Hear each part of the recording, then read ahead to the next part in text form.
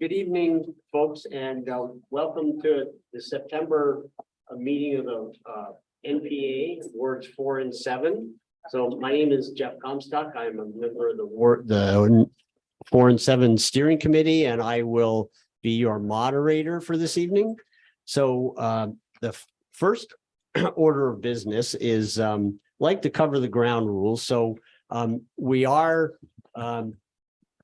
doing a sort of a pro and con presentation on district energy proposal this evening. So so we definitely having attended the city council forum earlier in the summer, we're going to work on being particularly civil this evening and listen to each other speaking. We're going to respect the agenda and the process. We are going to share opinions, and pointed opinions are more than welcome, but we're going to do that respectfully and politely. And then we're going to treat each other with respect during this process and hopefully make this a learning experience while we do it. So the other thing that practice that we try to incorporate at our NPA meetings is we've stopped doing round robin introductions at the beginning because that just uses up way too much time. So as we get into the question and answer period in later on in the discussion, so we do have 2 mics that will go around the room. So if you do have a question or a comment, then go ahead and introduce yourself at that point. For the record. And yes, our meeting is being recorded by Channel 17 and will be posted on their YouTube website some days after the meeting. Let's see. Oh, the other thing I want to do as part of our community introductions and announcements is make you aware that all of the NPAs across the city participated in a project or collaborated in a project to make a little graphic comment to explain to people what the NPAs are, how they operate. And so there's a stack of these on the back table, and I hope you take one with you, share it with people. You can actually take extras and share it with your neighbors. And we will be working on distributing these around the New North End as time goes on to get more folks engaged in the NPA. And there's a poster that you can put up in your local stores. Oh, yes. So there's also a large poster, and I think this material is also posted on the CEDO webpage. Let's see. All right. So as before we get into the topic of the district energy project conversation, does anybody have any particular community announcements or comments that they would like to make at this time? Thank you. Hi, Carol. I'm Carol Odie, and I'm a state rep for Chittenden 18, and I was in Ward 4, and glad to be here tonight, and looking forward to being on a subsequent agenda on another night where we can do a presentation and answer questions, but always contact me, and I'll have Bob introduce himself if you've got any questions about the legislature. Bob, introducing myself. Basically what Carol said. Thank you.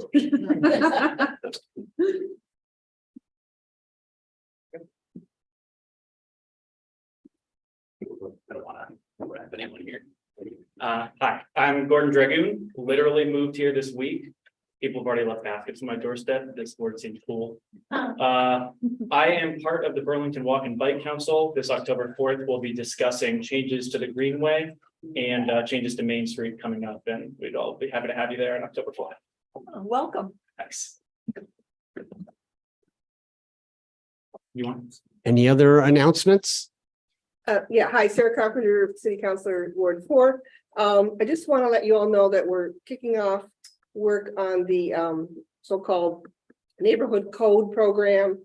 which will deal with zoning changes that will allow more housing options in what have been formerly single-family home lots. So as that progresses, I encourage you to contact me, but I just want to make sure you know that AARP is having a series of workshops. There's one at the Bagel on, I think it's the 3rd at 9 o'clock. So if you're interested, you should stop by. And then there's another one in the South End, I think a little bit later in the month. Sarah, when is that? Let me just look here and I will get it. Do you know, Colin? No, okay. And that's talking specifically about ADUs or? Yes, I mean, we want feedback, but the potential options of allowing more than one home on a lot. The state legislature basically changed that substantially anyway, so it's really work we've got to continue to look at. And the computer's being very slow, but I will get it here in 1 second. So while Sarah is looking, I will say that this housing code, development code is a topic that the steering committee has started to discuss. And I can assure you that that will be on a future agenda. Oh, okay. So yeah, actually, we talked about housing issues for the October agenda. So we'll be getting back in touch with you, Sarah, to follow up on. Okay, and this will be a fall process, and so I think the October agenda sounds great. But if you want more information, more specifically on the Burlington codes, it's on Tuesday the 3rd at 9 o'clock at the Bagel. Thank you. All right. So with that, I think we will transition right into the substance of our agenda this evening. And to begin with, we're going to start with Phil Merrick, who is a resident of Ward 4, and joining him at the table is Steve Goodkind, who is a resident of Ward 7. And they have a colleague, Pike Porter, who is on the Zoom feed. And so Phil is his presentation is going to focus on his perspective on climate and energy related concerns. All right, it's going to take me a minute here to get my slides up. I've never done this, not my profession. Baker by profession, so it can, how do I share my screen? Online with their hand out. Oh. For announcements, maybe?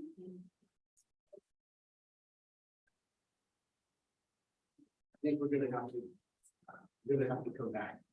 Sorry. Did you know the fact that people on? Maybe it's here. Oh. Yes, they can. So can people online at home, can you hear us here at the Miller Center? Yes, yes. Okay. They might.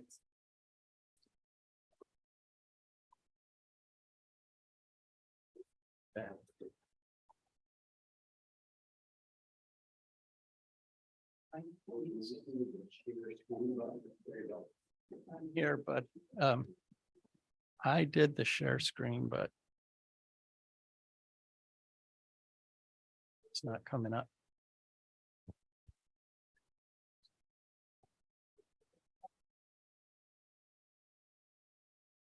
Okay.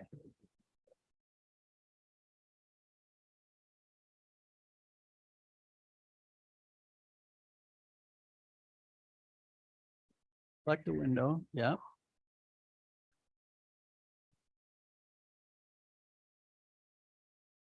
Give up on this. Are we coming up here? Yes, I can see the screen now.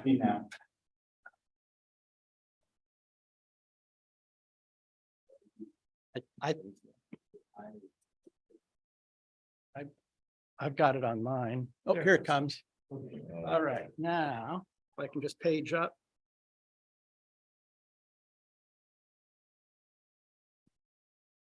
Got it on my screen, but it's not. Okay. Yeah, is it okay if I stand? So where I want to get started here is, tonight we're going to be talking about carbon, global warming. So I thought I'd start with this. As you can see, this is a graph that shows where carbon has been for about 800,000 years. Generally running between about 180 parts per million up to about 300 parts per million. Starting in the 20th century, it started to rise out of that. We're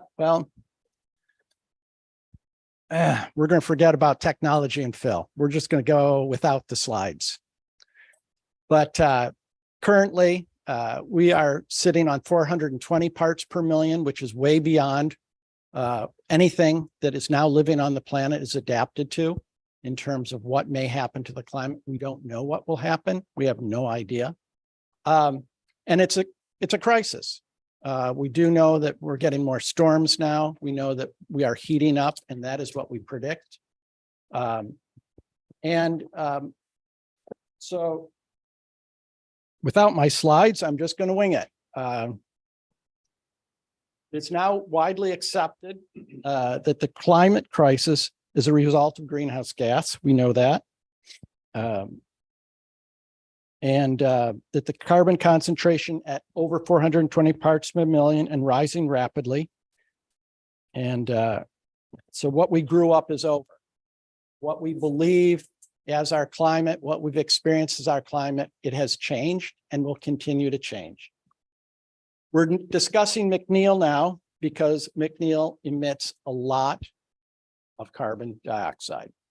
The next slide, if it was up there, is a slide that tells you that McNeil emits about 400,000 tons of carbon every year. And those 400,000 tons of carbon are more than all your cars, all of my cars, all of our gas-fired furnaces in the city of Burlington. And that's right on the city's website. And nobody seems to know it. It's amazing. So here we are. We've got this plant that's producing about a third of our electricity, which means that my refrigerator is emitting more carbon than my car. That's scary. So this is something that has been glossed over by saying that those carbon emissions, without my slides, I am lost. Sorry, guys. Oh, no, it's the battery died. So the real life, the way they gloss over this is the biogenic carbon. They talk about biogenic carbon and the trees reabsorbing it. And, you know, we cut down the trees, they grow back and they reabsorb that carbon, which is fine if we were in equilibrium, if we were back down below 300 parts per million. The problem is the line has gotten too long. So imagine now if you were at the post office and it's Christmas time and you walk in with your little package of biomass and you're taking your biomass up, and just as you're walking in the door, a van full of seniors pulls up right in front of you. There's 12 people and they each have packages. And not only that, as you get in line, you notice that 2 of the 3 clerks have gone on lunch break. That's where we're at right now. This is a line that's getting longer and longer and longer. NASA, which is on my 3rd slide, predicts that new carbon entering the atmosphere today is going to take 300 to 1,000 years to recycle. So it doesn't matter if those trees are absorbing carbon that we cut down and burn, because 300 years from now, when they finally reabsorb that new carbon, that's the real life cycle of carbon right now. It's not going out the stack, being reabsorbed by trees, cutting it down again and going out the stack again. That is not what's happening. We're way beyond that. So, then one last thing I wanted to tell you about, because I'm not the main presenter tonight, Pike Porter will be presenting this side of the discussion mainly. The other thing I really wanted to talk about is when it comes down to it, these are difficult topics. They're difficult topics for all of us. There's a lot of information here. I was working until a year and a half ago. I never gave McNeil a second thought. You know, they told me it was biogenic, that it was part of the carbon cycle. Sure, whatever, you know, wishful thinking, I'm busy. The truth of it is, it's complicated stuff sometimes, and we rely on experts. And so then we line up the experts and we say, well, which experts do we believe? Do we believe experts from the utility industry? The forestry industry? Do we believe politicians? Or do we believe climate scientists, concerned citizens who've gone out of their way to research the heck out of this stuff? IPCC, which is the UN International Panel on Climate Change. Do we go to NASA and believe NASA, the people who put people on the moon? I think I would trust them before I would trust some foresters. It's just the way I am, you know. It's up to you who you trust on this. But the truth of it is, McNeil is producing a lot of greenhouse gas. The per capita greenhouse gas coming out of McNeil is greater than anything that we individually do in this town. And if we are going to fight climate change, we need to start with the biggest polluters first. That is our responsibility. That is what we need to do. When we talk about expanding McNeil for another 20 years, investing in a project that will keep us in this for another 20 years. I gotta say no. I hope you do too. I am going to pass this on to Pike and he will talk a little bit more about this project. All right. Thank you, Phil. So Pike, are you ready online to share your slides and your screen, please? I believe I am. You need to give me access, and then I have to mute myself so you don't get that feedback.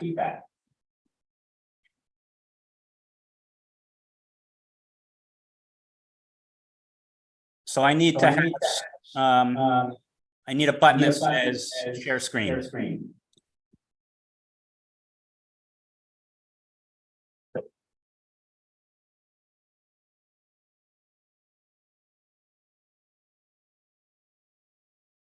And that button has to come from your end.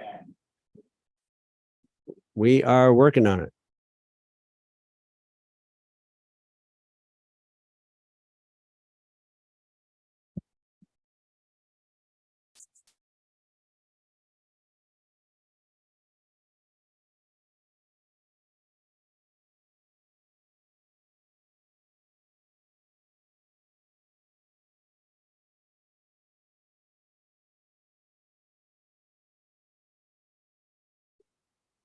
All right. I think you should be good to go.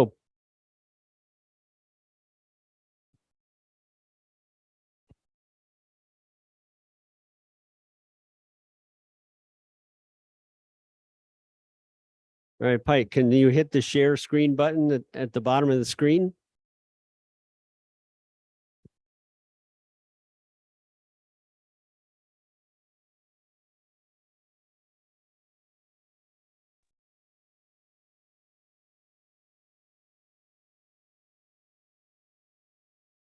All right, is my screen shared?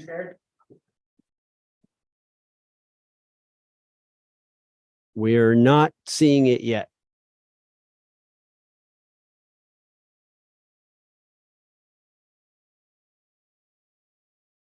All right, you're in business.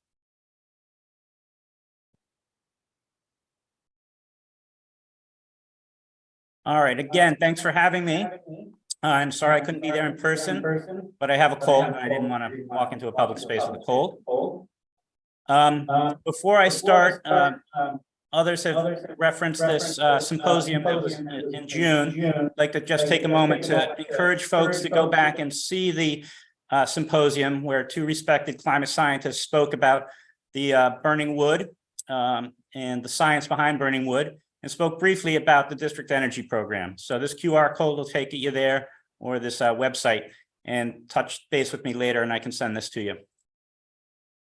So I am here tonight because I believe in science and I believe the scientists. The science is clear that we are in a climate crisis. McNeil is Burlington's wood-powered electricity plant, and it emits on average about 404,000 tons of CO2 annually. We're not here to talk about shutting down McNeil, although some of us would like to see it phased down eventually. Tonight, we're talking about the district energy plan, which is going to pump steam almost 2 miles up to the hospital at the cost of $42 million. And it will increase the wood burned at McNeil, which is the big problem here. And it prolongs our reliance on McNeil. So I'm here because we need to drastically reduce our greenhouse gases in order to avoid warming the planet another 1.5 degrees Celsius. And that's the key, and that's the problem with burning wood. We need to stop increasing the heat in our atmosphere. We have about 7 years to cut the emissions in half, and we have about 27 years to become net zero. This past year might be the coolest, driest year of the rest of our lives. When I was running this through with my wife, I used a lot of acronyms, and I hope to try not to do that. But if I do, DES means the district energy system, VGS is Vermont Gas, and BED is Burlington Electric. So I think I and others and the folks at Burlington Electric can agree on certain things, that we all need to stop burning fossil fuels, that Burlington Electric's logging practices are generally sustainable, and that we need to look at a complete life cycle of all current and potential emission reduction strategies. I think we might also agree that McNeil is currently 25% efficient, so that for every 4 trees that are burned, 3 are wasted right out the stack without doing anything. The proposed district energy system will make it 29% efficient, still well below industry standards. I think we might also be able to agree that burning wood emits more CO2 per unit energy than fossil fuels, including natural gas or fossil gas. And now I think this is where we're having our conversation. I think these are the points that we do not agree on. When we talk about a life cycle basis, we need to talk about a time frame. We need to avoid tipping points that are going to occur in 2030 and 2050. And we need to reduce our emissions now so that we don't hit those tipping points. I don't think we agree that the proposed district energy system increases greenhouse gases. I believe it does. I think the science does. And I think that the studies that BED and Vermont Gas have done demonstrate that it does increase our greenhouse gases. You're going to hear otherwise. And I believe that we cannot replace fossil fuels with wood. So I am relying on several studies that were commissioned by Vermont Gas and Burlington Electric Department. Evergreen Energy is one of the companies, the company that will be running the district energy project, if indeed it sees the light of day. It estimates that district energy is going to displace 13,000 tons of CO2 from burning natural gas at the hospital.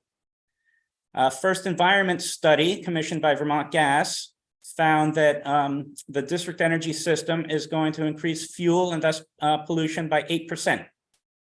EPA records show that McNeil emits over 400,000 tons of CO2 annually. So using this numbers, the district energy system will create 32,000 tons, 19,000 tons more than the gas system it displaces. And that is at the heart of why so many of us are opposed to it. It does not reduce our greenhouse gas emissions, it increases them.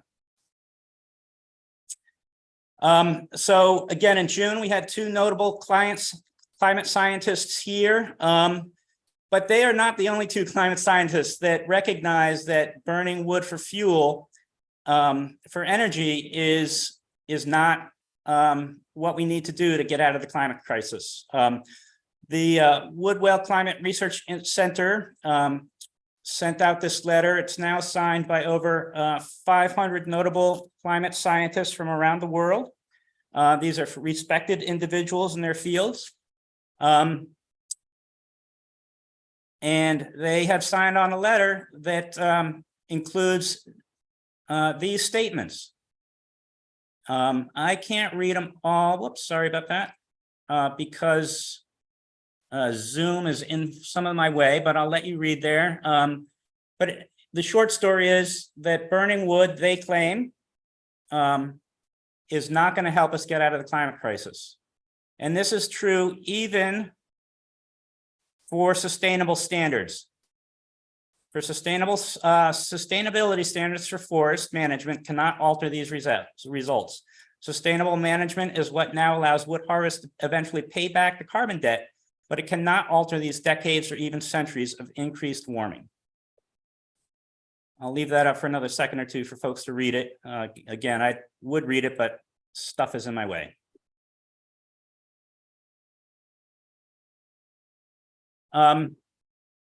So burning wood is not carbon neutral, and it's not climate neutral. Emissions of CO2 begins an irreversible warming process, and subsequent CO2 removal from the atmosphere does not stop that process. You cannot unfry an egg. The sustainability and renewability of wood burned does not change the fact that wood burning worsens the climate crisis. Scientific studies indicate that the life cycle of burning trees is decades to centuries. So we are trying to curb our emissions in 7 and 27 years. Wood burning has a life cycle of decades to centuries. So this is just a headline that kind of explains it well from one science article. Maximum warming occurs after 1 decade of carbon dioxide emission. I put that up there because the slide from the presentation in June, Professor Rooney Varga presented this slide, and I think some people find it a bit confusing, but I'm going to try and decipher it. This upper section here shows what would happen if you sent a pulse of carbon dioxide into the atmosphere for 20 years and then was able to resequester it or take it back out of the atmosphere for 20 years. So you see that the carbon goes up and then eventually comes down, but damage is done. This lower box here, this lower graph here, shows that the heat does not come down like the carbon does. So it's something of a one-way process. Once we've put the carbon in the atmosphere, we've increased the heat. I know it can be confusing, and I'll try and answer that if there are questions later, but I'm going to move on for now. So I think you're going to hear later, because we've done this at other NPA meetings, and I've heard what Mr. Springer has to say. But you're going to hear about several studies, including a Vermont gas study by First Environment. All the studies that Burlington Electric has done and Vermont Gas have done have 4 things in common. They assume that burning wood is carbon neutral. They don't include or account the 404,000 tons emitted annually by McNeil. They don't consider the time frame in which we must reduce our emissions. And they disagree with the climate scientists and the climate science. So in graph form, this is another slide from Professor Rooney Varga. The wood colored, the brown area, represents about 453,000 tons of CO2. That was about how much McNeil emitted in 2021. The black line down below is the tier 2 or scope 2, scope 3 emissions. This is emissions from processing and transportation, the fuel for the trucks that drive it, the chainsaws, et cetera, et cetera. So this black area is what Burlington Electric counts in their studies. And this gray area, this brown area, is what they choose to ignore. So none of those studies include the stack emissions.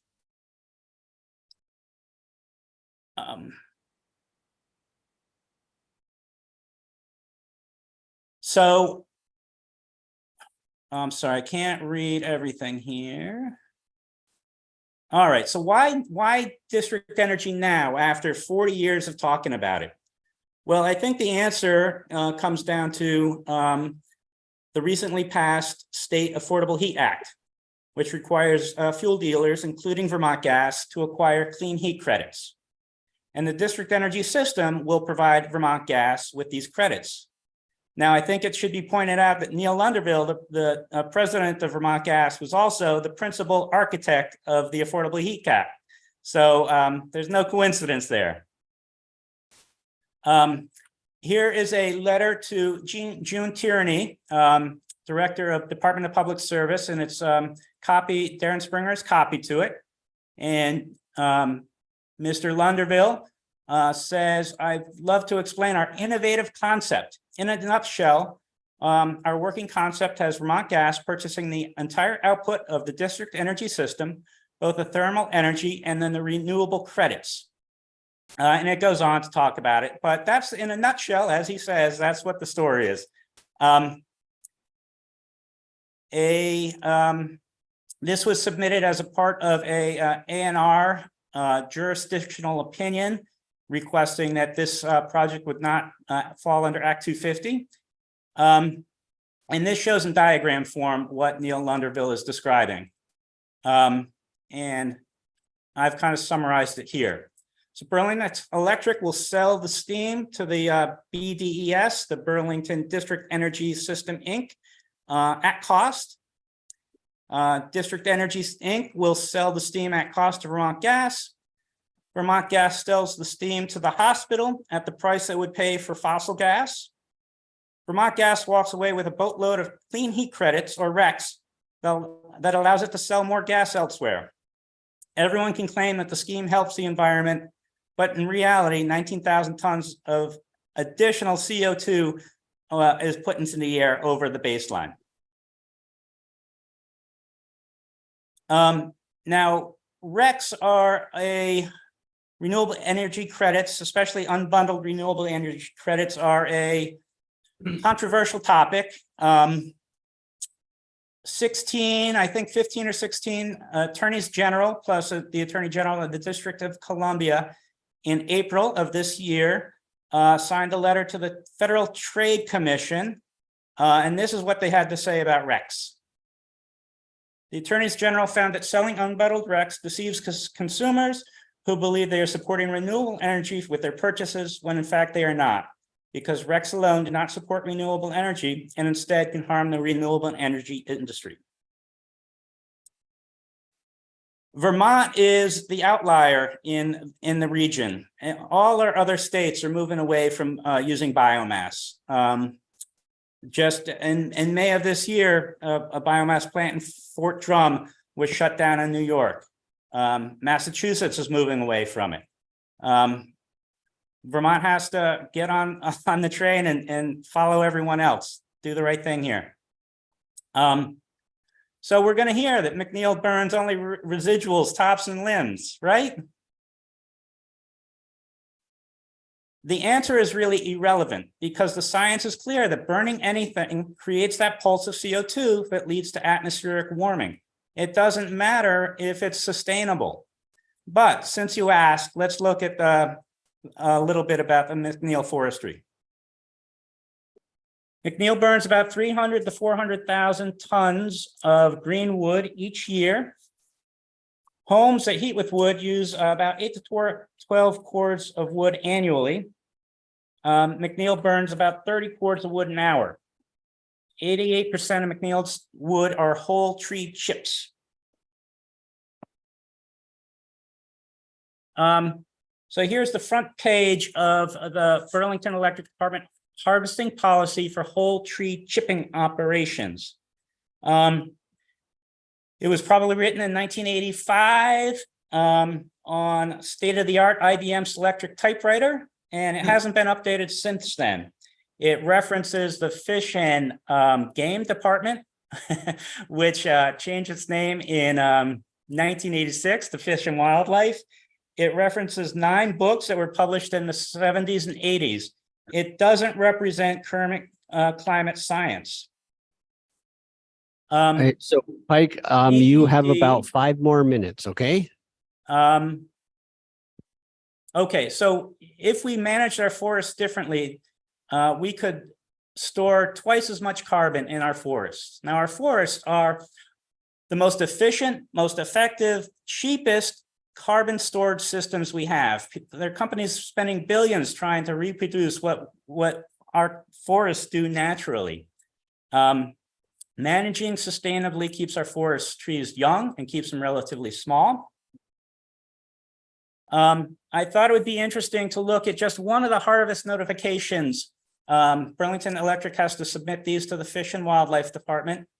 I picked Senator Patrick Leahy's harvest notification. They were out there last year, I believe. And I just want to point out some of the language in there. A thinning targeting poorly formed white pine and low quality hardwoods with a target basal, blah, blah, blah. That's stand 1. Stand 2. In some areas, this may include removing less desirable trees, overtopping more desirable regeneration. Stand 4. A strip cut will occur along a historic field boundaries to remove poor quality open growth form white pine, hemlock, and other mixed woods.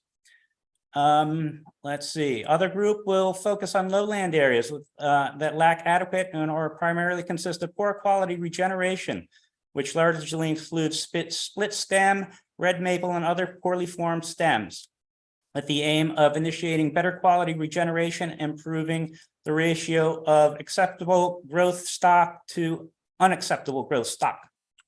Lastly, other groups may occur in the northern western slopes to improve the growing conditions for residual stems along the stand boundary and promote shade tolerant regeneration by removing mature, at-risk, or low-quality hemlock and mixed hardwoods.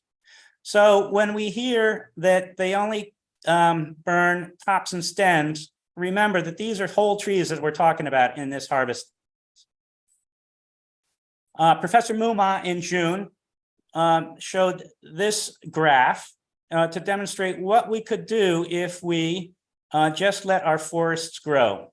So 150-year-old oak is equivalent in the amount of carbon it stores as 465 10-year-old trees, 35 29-year-old trees.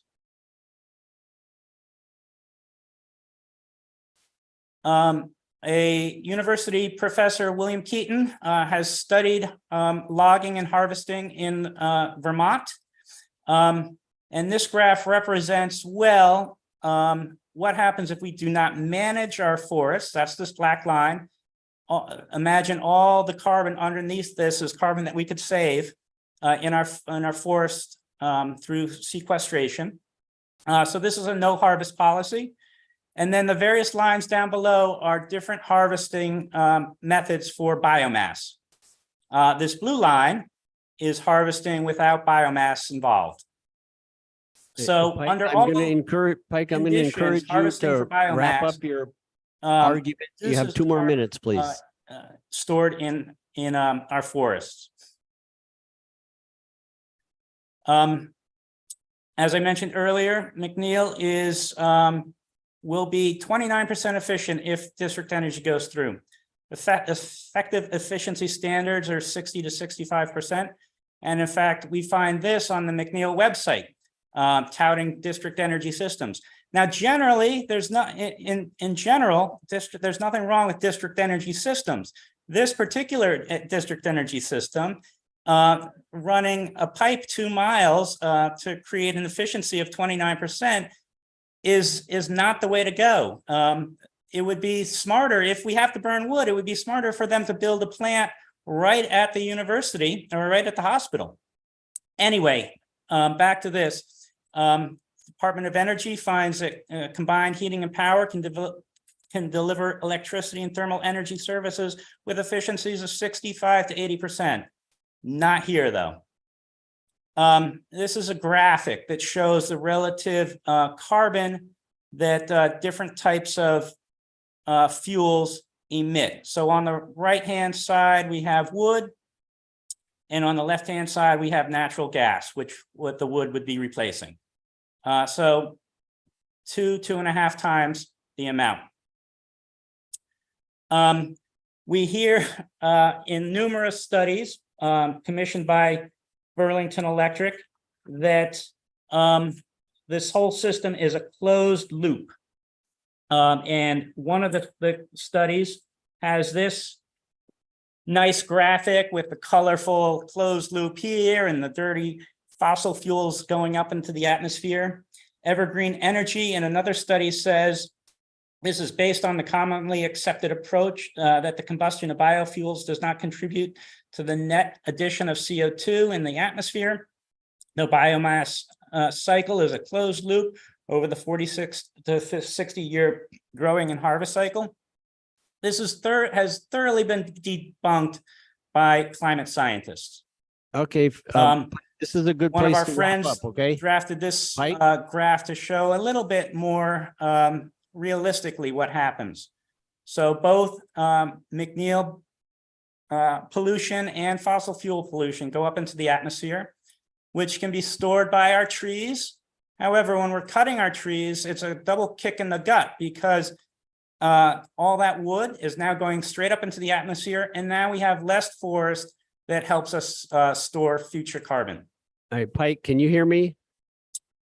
Pike? Bill Pike? McKibben, wait. Hello, Pike. Can you hear me? Pike? Yeah, can you send him a chat, Scott? Bill McKibben weighed into this back in the spring. Like Phil and like myself, Bill McKibben also used to be pro biomass. He thought it was a good idea until he understood the science, and he had this to say. I will leave it there. I have other slides and other documents I can show if people want to see it. All right. Thank you very much. And please stick around for the discussion session of the meeting, okay? All right. So with that, we will move to the Burlington, the BED presentations, and Darren, you can share this sort of 30-minute time segment with your staff as you see fit. Great, thanks. I noticed in the Q&A, somebody said we're muted in the room. They couldn't hear us online, is that right? Somebody mentioned that in the Q&A. I just wanted to call it to your attention. Oh, okay. But the rest of the folks can hear us. Yeah, the way Okay. supposed to be set up is with the microphones provide the audio to the folks on Zoom. And we talk to the room. Got it. Okay. Okay. Great. Thanks. Good to see everybody. Good to see folks online. I'm going to go ahead and pull up my slides here, make sure we can see them. Give it just a second. While we do that, let me introduce myself. I'm Darren Springer, General Manager with Burlington Electric Department, joined by my colleagues, Betsy Lesnikoski, who's Chief Forester at the McNeil Station, and Jennifer Green, Sustainability Director for the City of Burlington. We're really glad to be here with you. We've been at NPAs throughout the course of the last month or so. I think I'm a Ward 7 resident, by the way. This is my NPA. I'm glad to be here for that reason as well. I think we have Ward 8 tomorrow night, and then we'll have been to all of the NPAs over the last month or so on this topic. So we're here from Burlington Electric, municipal public power utility, over 100 years old, 118 employees, including the McNeil Station. And I put on our website here at the bottom, burlingtonelectric.com/McNeil. We have a variety of resources on that site, including a video from a recent webinar that we hosted that has communities from around the world, Sweden, Canada, St. Paul, Minnesota, talking about how they're using biomass district heat as part of their own local climate solutions. Encourage folks to log onto the website, check out the webinar, check out some of our materials, reports. Let us know if you have questions. Of course, we're proud to be 100% renewable since 2014. I did want to mention McNeil. We get half of the electricity from McNeil. It's jointly owned with two other utilities, Green Mountain Power and VEPSA. So it provides a third of our electricity from that half of the power that we get. I think the carbon numbers that were presented were for the whole plant, but we get half the output.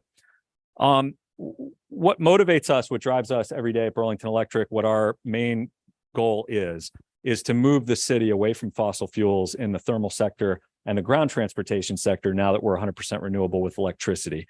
That was a goal that was set net zero 2030 back in 2019 timeframe. We've been tracking our progress. This data is from a roadmap that we work on with a company called Synapse Energy Economics out of Cambridge, Massachusetts.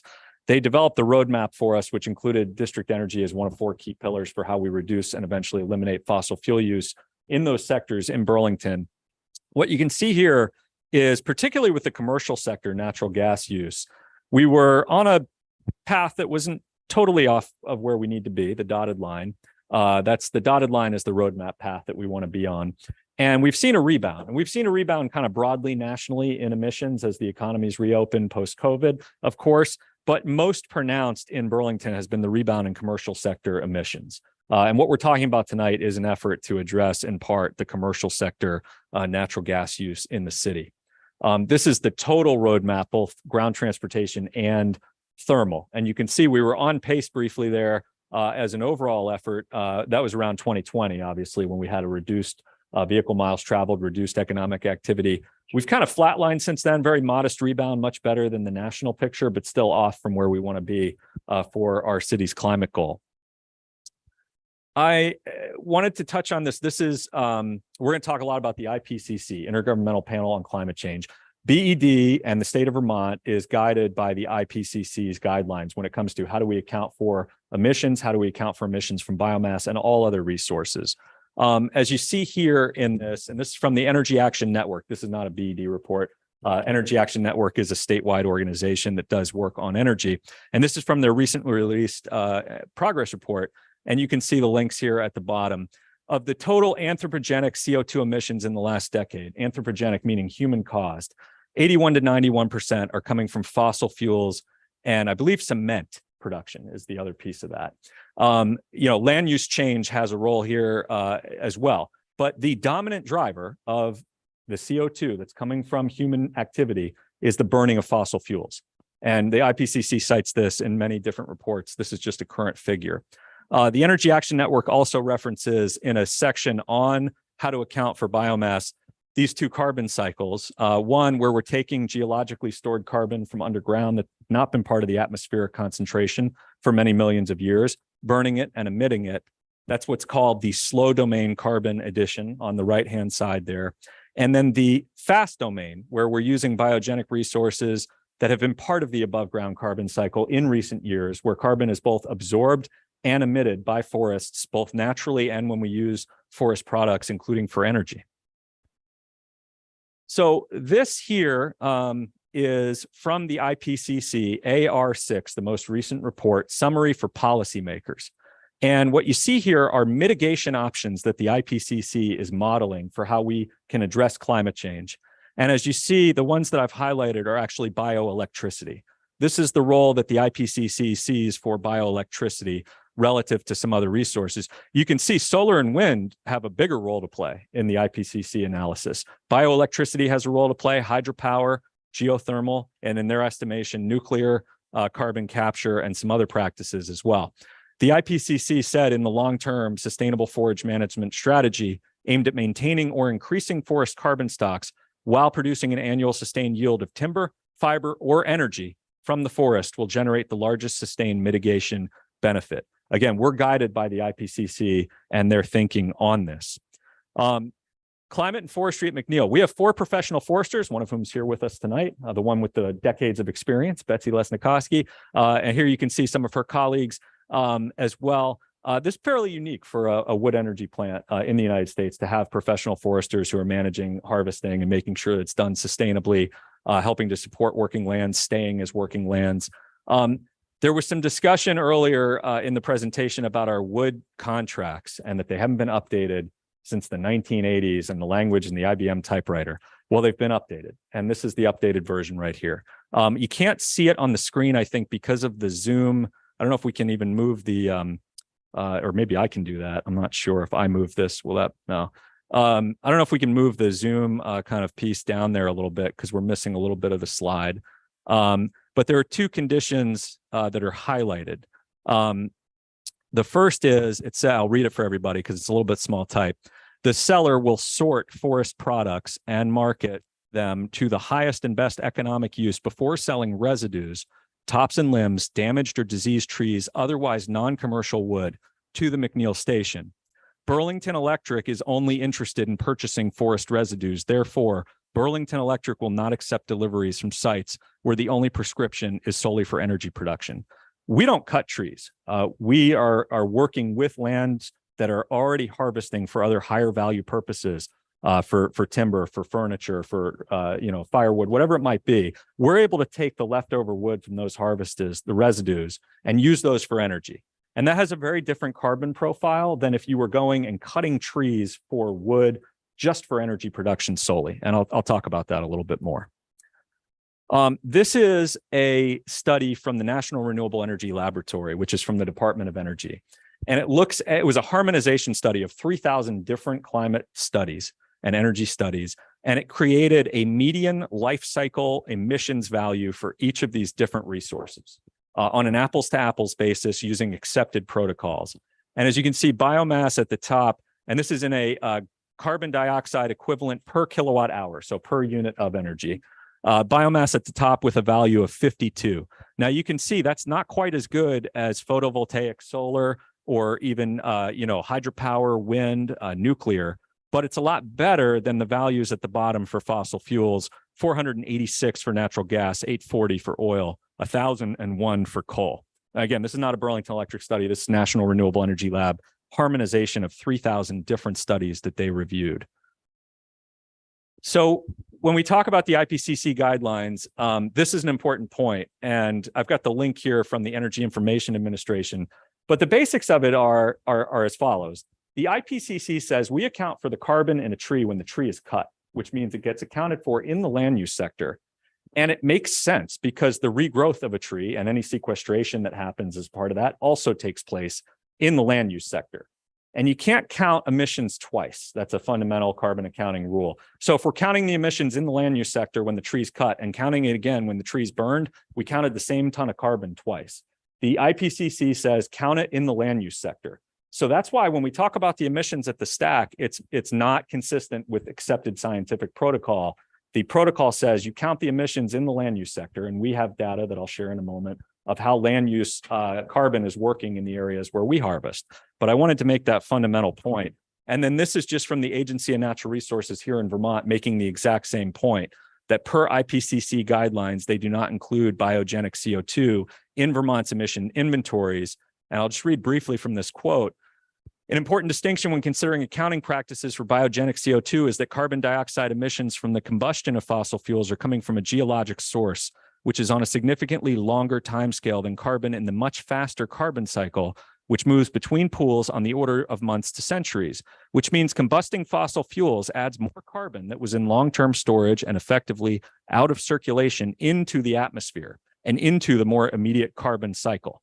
Carbon dioxide emitted from the combustion or decomposition of biogenic materials, which are part of the faster carbon cycle, are assumed to be sequestered by the regrowth of biogenic material that produced them and are captured in the flux from land use change, as described above. So they're agreeing with the IPCC. We account for this carbon in the land use sector, not the energy sector. But in the land use sector, how are we doing? This data is from a report that we commissioned from a company called Innovative Natural Resource Solutions. And it looks at the carbon in live trees in the private timberlands in Vermont and upstate New York where we harvest. We're not the only entity that gets wood from this area, but this is a holistic look. And as you can see, it's trending upward, which in this case is a good thing, means we have more carbon stored than we are losing even as we harvest. So the data shows that between 2007 and 2020, over 24 million tons of additional forest CO2 is being stored in the lands where we harvest and procure wood for McNeil. Now, we can also talk about it in a different way. We can talk about, the residues. This quote here is from a study called the Manomet study. Now, I think it was referenced earlier that all the states in New England are phasing out biomass, but that's not accurate. Every single state in New England still allows biomass to count in its renewable energy standard, except for Massachusetts, which allows it to count in its alternative energy standard, which is a different program. They did phase it out of their renewable energy standard, but biomass remains eligible in every single other state in New England. Now, the Manomet study was issued in 2010 in Massachusetts and was the justifying study, I believe, for the move away from supporting wood in the renewable energy standard in Massachusetts. And it's been cited favorably by Professor Mumma, who was one of the two professors that was at the Tuke Forum referenced earlier. But this quote is really interesting from that study, page 109 through 110. It's interesting to consider the harvest and use of just tops and limbs. While this may not be directly applicable to forest management in Massachusetts, but this is me moving away from the quote, it is in Vermont because we have that. But back to the quote, it may be representative of situations involving non-forest biomass sources such as tree trimming, landscaping, or land clearing. That's what they were looking at in Massachusetts. To complete the quote, the results in this case indicate rapid recovery with nearly 70% of the carbon losses recovered in 1 decade. Thus, all bioenergy technologies, even biomass electric power compared to natural gas electric, look favorable when biomass waste wood is compared to fossil fuel alternatives. Now, on the right-hand side here is our fuel supply. And as you can see, the majority of our wood, about 88.4% as of 2022, comes from the in-wood chips residues, which is the tops and limbs, the damaged and diseased trees, the leftover non-commercial wood from commercial harvests. Another nearly 10% from mill residues. So this is wood waste that's left over in sawmills, for example, that's not going to be utilized otherwise. 1.6% from the waste wood yard. Anybody been to the waste wood yard, dropped off clean untreated wood? We've got one. So if you have clean untreated wood, you can bring it to McNeil, drop it off at the waste wood yard instead of sending it to a landfill where it might decompose and it could emit methane. We can use it for energy at McNeil. And then lastly, 0.3%, so less than 0.5% of our wood in 2022 came from what's called low value round wood. So if you see logs stacked at McNeil, like I think we saw in that picture earlier, we keep a little bit of low value non-commercial round wood on site for those periods of time where it's hard to get in the woods, mud season, you can't get in, you can't get any wood. We need that for fuel security. But that's wood that can't go to another commercial purpose. So that's our fuel supply. And I would argue based on this standard that it's fairly favorable from a carbon standpoint. So let's get into district heat, which is why we're actually here. But I wanted to provide that preface. The district heat project is the single biggest step we can take to make progress in the commercial sector in particular, but really as a whole city on our net zero energy 2030 goal. This one project would cut commercial sector natural gas use by 16% in the city for a load that is really hard to decarbonize. I hear different things like, why don't we do geothermal at the hospital? I love geothermal. We're the electric company, so we're all about geothermal. We support it. We have incentives. We help the Hula building. We're trying to help the high school actually go with geothermal for the new high school building. Geothermal is a heat pump system that transfers air, just like an air source heat pump. Maybe some folks have an air source heat pump in their homes and can take warm air in and move it inside during the winter or cold air during the summer as air conditioning. It's essentially a refrigeration system in reverse during the heating season. It doesn't create high pressure, high temperature steam. That's the system that's in use at the hospital. It's not a viable option with today's technology. Unfortunately, because I'd be all about it if it was. It's a good idea.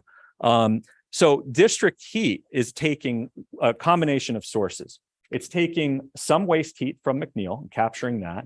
It's taking some additional steam out of our generator at McNeil, and it's piping that up to the hospital to displace natural gas. There also would be an electric boiler that would run during low-cost times of the year to supplement when McNeil is offline and provide 100% renewable electric steam generation from an electric boiler.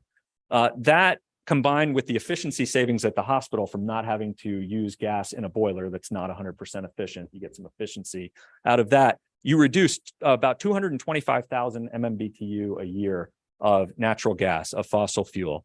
And here you can see the route that it would take from the McNeil plant up to the hospital. There's potential for interconnecting with University of Vermont buildings in several cases. There's potential to interconnect with other buildings along the route as well. But the primary goal for the moment is to be able to get to the hospital where we can get the biggest fossil fuel reduction from the project.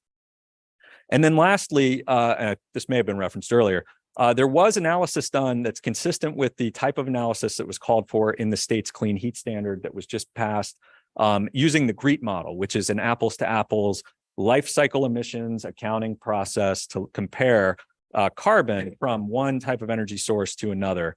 And that analysis, which was done by a company called First Environment, found that the McNeil-based district heating system would reduce emissions compared to natural gas by over 95%. So I wanted to reference that. There's a link here to our website with that as well. That was the set of slides that we had. I'm going to stop sharing there. Obviously, we're glad to answer your questions, and thank you for having us here, Jeff. Appreciate it. Appreciate the NPA.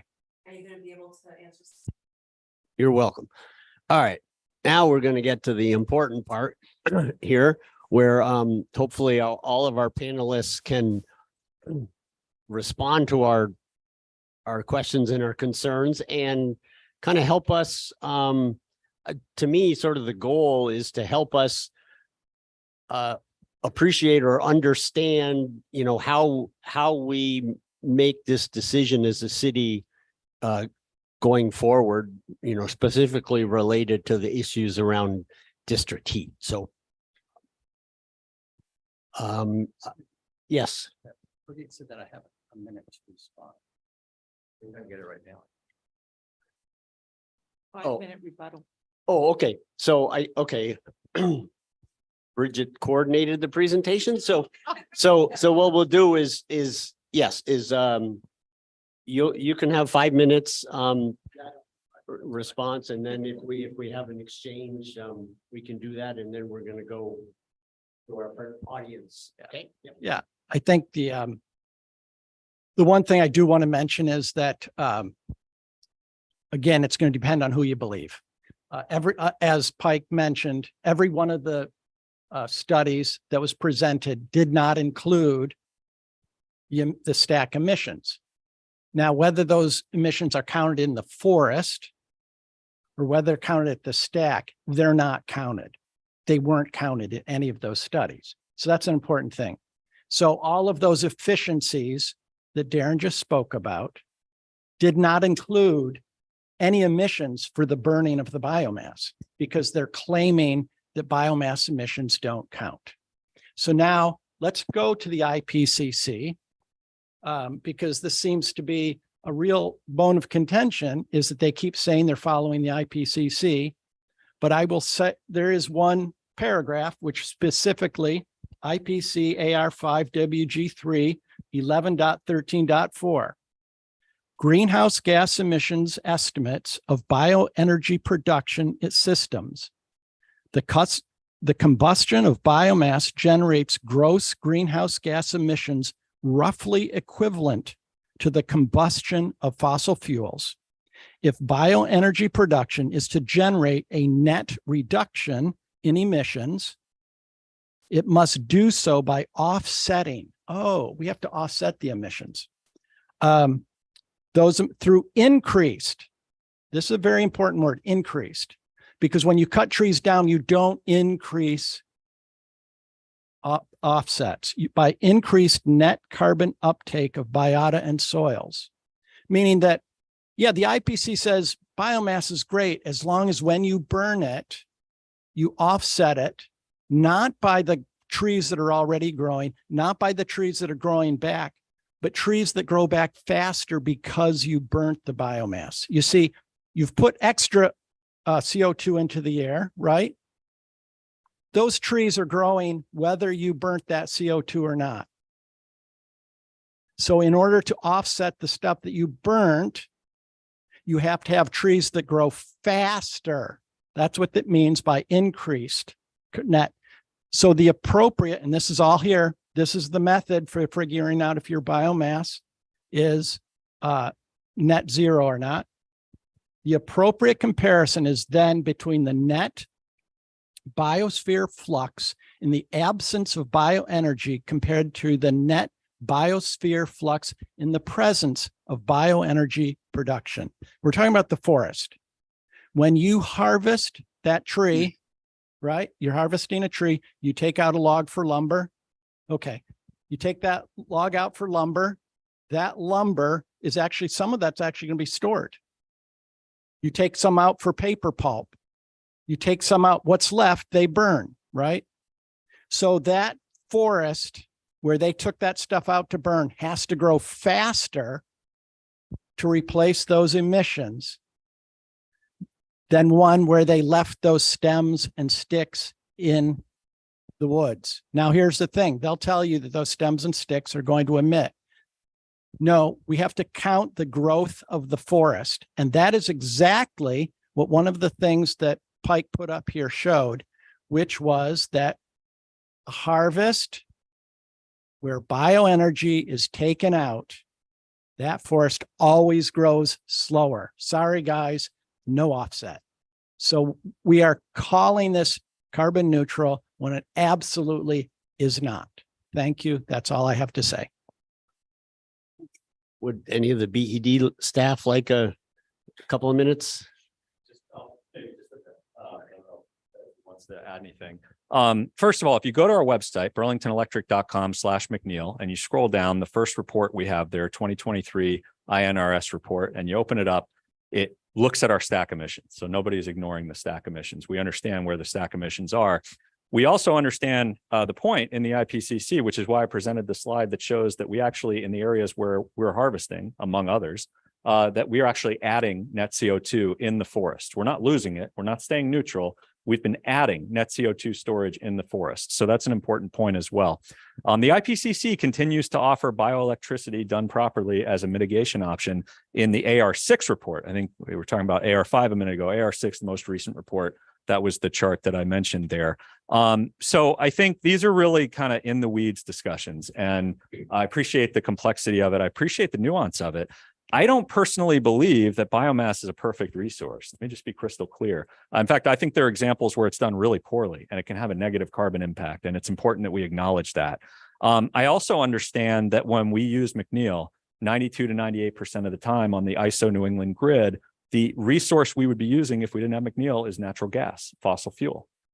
So if we could switch from McNeil to solar and wind instead of fossil fuel, that'd be an interesting conversation. And maybe that's the long-term conversation.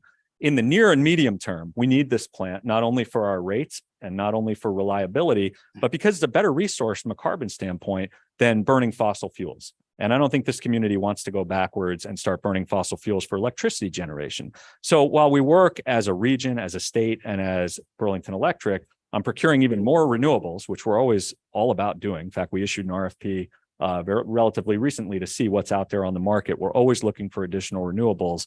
McNeil is going to be an important resource for us. We'd like to use it more efficiently with district heat. We have other ideas for how to use it more efficiently. And I think it's a realistic thing to think we're going to need it for a period of time. In fact, I heard, in the presentation, we're not calling to shut it down. I appreciate that. We can't shut it down. We can't afford to do that. So if we're going to use it, let's use it well, let's use it efficiently, and let's, take advantage of the benefit of local renewable energy. I don't know, Betsy, if you want to add anything, or Jen. Well said, yeah. Let's, perhaps your staff can engage in answering some of the questions. So let's do that, because this is an important part of the conversation. So Frank, it looks like you're poised with the microphone, so you're first. Yeah, Frank Bozek, Ward 4. I just wanted a clarification. I may have misunderstood, but I understand that you said that closer. Okay. I understand that you said you don't cut any trees. Is that correct? Yes. I thought that's what you said. So you don't do any. Burlington Electric does not harvest trees. Okay. We work with private foresters who are licensed foresters who are working with private landowners who have a forestry operation, and we take the wood waste essentially. Okay, because then you went on to say that you do harvest up in New York. You used the word harvest a lot, and that's what confused me. I think I was using the word we in kind of the broader sense. Okay, Sorry so to be So confused. it's someone else who harvests the trees, Yes, and then you just pick up the scraps and burn them. that's correct. Okay, thank you.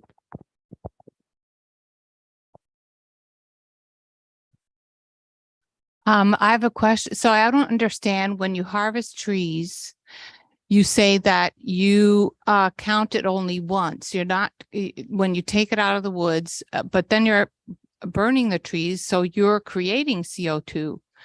So in my opinion, it should be counted twice, because you're taking a tree that produces oxygen out of the environment and then you're burning it. So you're creating CO2.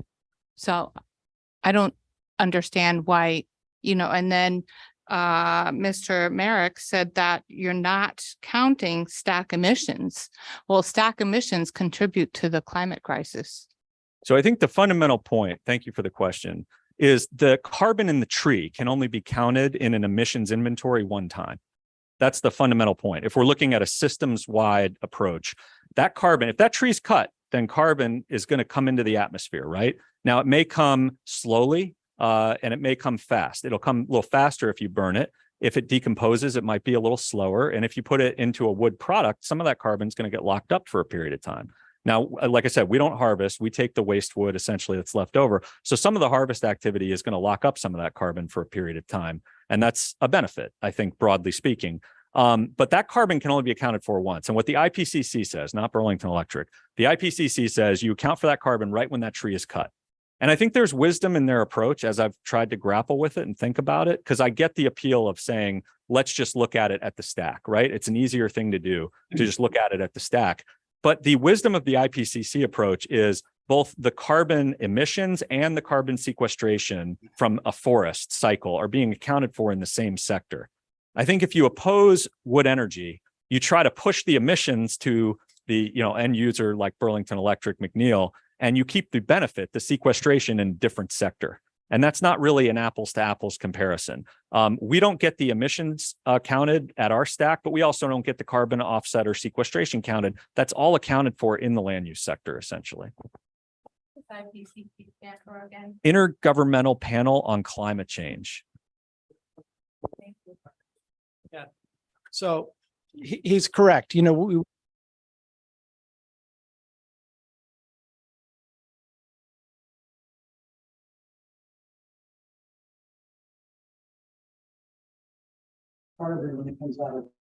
that's the issue. We only talk about stack emissions as a way of counting. See, we can count them. We don't necessarily, it doesn't matter where you apply them, but we're not counting those emissions in the woods. What they're doing is they're saying, look, the trees are growing faster than we're cutting them down. That's all. And so they don't count them. But there's another way of saying that.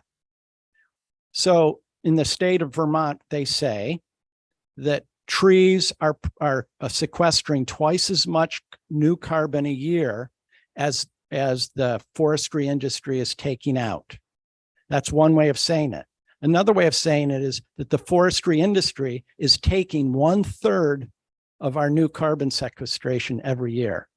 And we're not, we don't give the same free hand to a dairy farmer. We say, no, his cows burp. And that's carbon, but that's coming from the corn.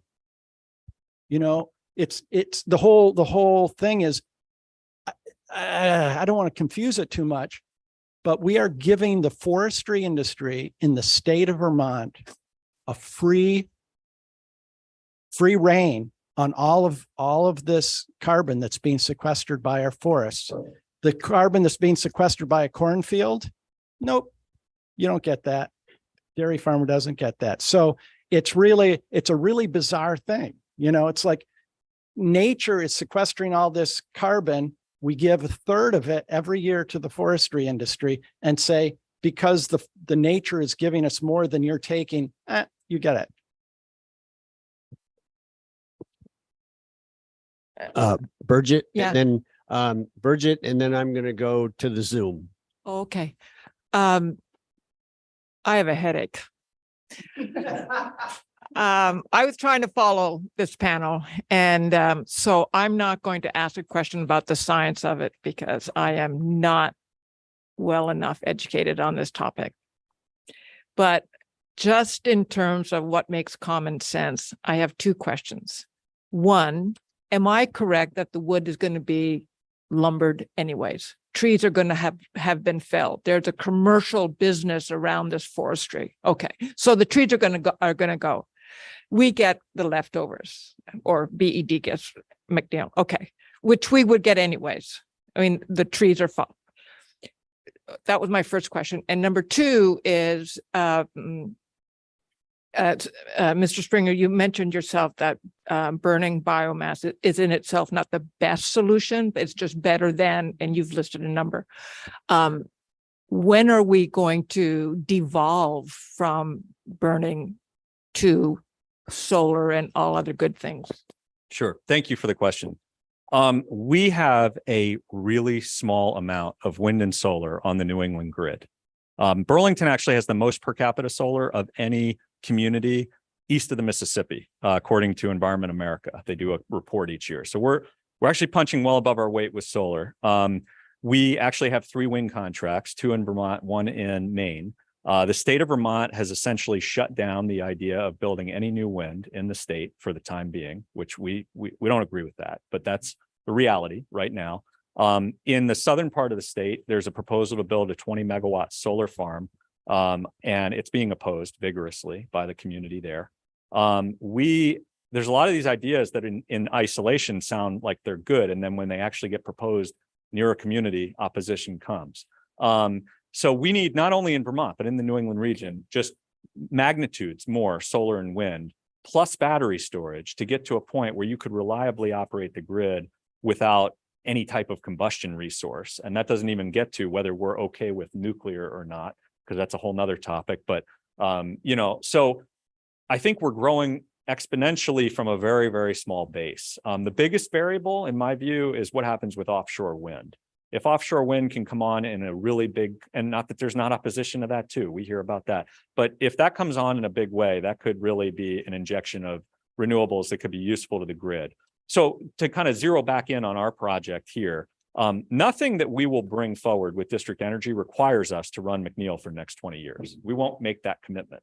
I think we're going to need it, but if we find that there's a better technology, we'll have the ability to upgrade or repower or move off of McNeil to some other alternative. District energy is infrastructure. District energy is thermal infrastructure. If we find other ways to use that thermal infrastructure, that's good too. But I just think for the time being, we're going to need McNeil given all of that, and we can use it better than we're using it now. Thank you. I want to go to Zoom, and I know that Deb Boughton, you've had your hand up there for a while. So Deb, can you give us your question, please? Yeah, hi. I've been trying to follow this as much as I can, and I've been really trying to absorb it all. And I didn't know my picture was up here. Anyway,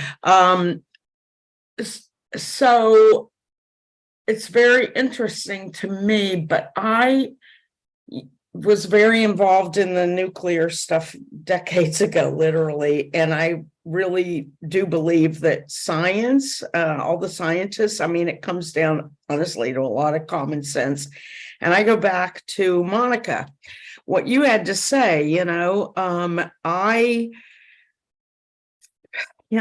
whatever the commission is, or the scientific group that says, yes, you only count the emissions one time, and that's okay, let's count them when you cut the tree down.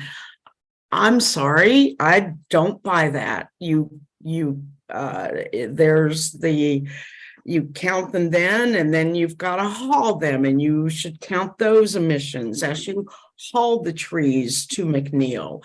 And certainly when they are burned and they are emitting the carbon into the atmosphere, that should be counted. So whatever this, I apologize, I don't recall what the acronym stands for.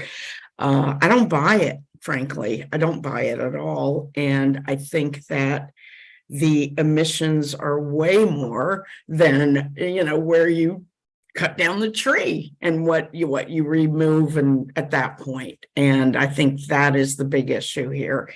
So not to say that McNeil has, what we do, with the steam and all of that has not been a good thing, but it is really time to really question that right now and to move on to other things and start really winding down from that.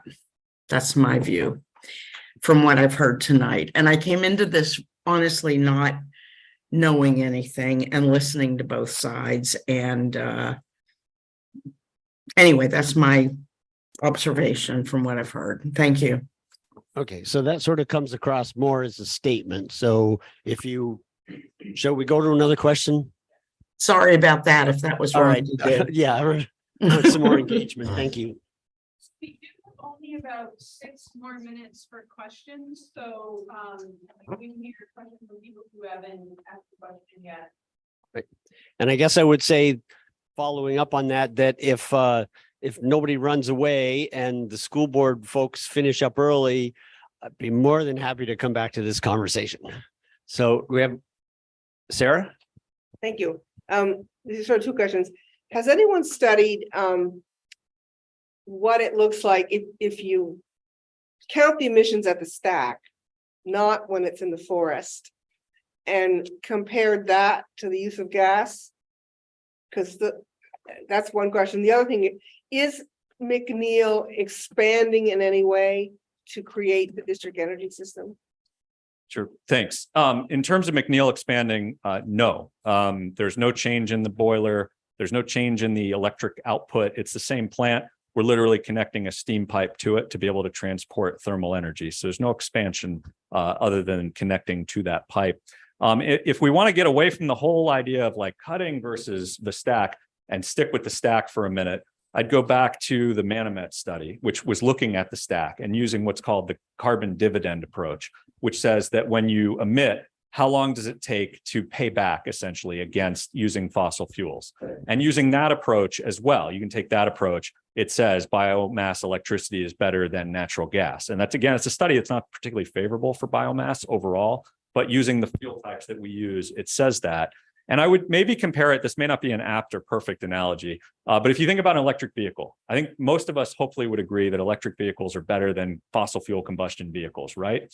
But they have a footprint too, from mining, from batteries, from production. If you look at it 5,000 miles in, you can make a really compelling argument that a gas vehicle is better than an EV. If you zoom out, look at the life cycle, you say, no, EV is better. We have a similar kind of situation here where if you look only at the stack, you can make one set of arguments. If you broaden out to the life cycle, you make a different set of arguments. So I understand that there's, different ways to view it. I would like to respond to that. Bill? Yeah. So yeah, the stack, the life cycle, which is what I was talking about before, our life cycle now is 300 to 1,000 years on new carbon dioxide put into the atmosphere. That's according to NASA. And that goes back to what I was saying. If you're standing in line and it's Christmas time, you have packages at the post office, and two of the postal agents go on lunch break, all of a sudden that line's a lot longer, right? So when we cut down trees, the line gets longer to bring in carbon dioxide. All this fossil fuel that we've been burning is going out into the atmosphere faster than we can take it back. So the line keeps getting longer and longer and longer. So it doesn't matter whether it's coming from wood. It doesn't matter if it's coming from natural gas. All of those emissions, whether you're mining to make solar panels, all of these emissions are taking longer. And the only way you could say that biomass would be emissions wouldn't be just as bad is if you could actually absorb them better for some reason, but you're not. I mean, at this stage, I don't think we should be burning natural gas, but let me just say CO2 is CO2. So when that CO2 goes out into the atmosphere, because of the line, because how much is out there, and because of how small our capacity to reabsorb it is, that line is 300 years long. That's if we stop. So when you get into this situation, the only way that burning biomass would be better is if the trees actually grew faster because we burnt the biomass, but they don't. So you think burning natural gas is better? What's that? No, I'm not saying burning anything is better. I'm just saying, let's be honest about biomass. Because if we're actually going to say that it's more efficient than natural gas, we have to prove it, and we're not proving it. We have to be honest about it so that we can find new solutions. As long as we keep saying, okay, my time's up. Thanks. We're up for the next agenda item. Okay. All right, we're going to try to be disciplined about this. Good job. So thank you very much. It's very engaging. I know there's a lot more, people have a lot more to say about this. So if I can invite you to stick around till after the school board then I think we'll get back to it. How long did that gonna be? I will see. Right. So with that, I'd like to invite Kendra and Monica.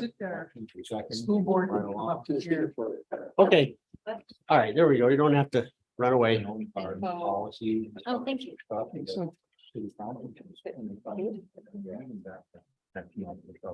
Mark. Good.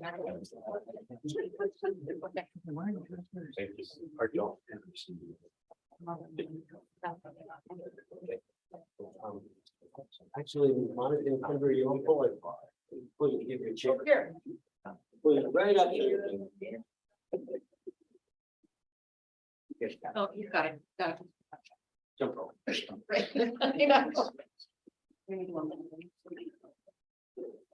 This feels weird not to think at all, though. So I'm gonna like have my back to you guys. And I get to do this. I know. it's kind of weird. Okay. Just trying to stand like this. Okay. Nancy, we have microphone. I kind of feel like in person is always more important, but that's, I don't know. I'm Kendra Sowers. I'm also a Ward 4 resident and the North District School Commissioner. And I'm Monica Ivanchich, Ward 7 School Commissioner. And glad to see everyone here tonight. So we want to go through this handout. I want to do it quickly because I know we all have questions for you guys who are still sitting at the table. So it's a really weird, mix here. But you all, I'm sure, living in the New North End have seen the construction site at the high school. So it's pretty exciting. It's coming along. Buildings A and B are down completely and the site is ready to go for building. We're working on C and D are almost ready to go. The site is not quite ready. Right.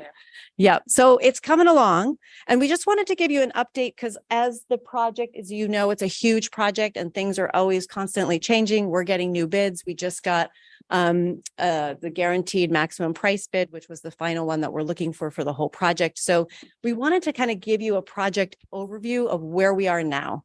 Okay. So I never like to read because you guys can read along. But this past week, the school board did pass the guaranteed maximum price for the basically the last part of this project. So that's kind of nice because we did it in phases and this was the last and biggest one. So it came out a little more money than we expected. And we had some options with that and we have chosen to do some value engineering and reduce the cost just a little bit. But I do want to stress that we are not asking for any more bonding money.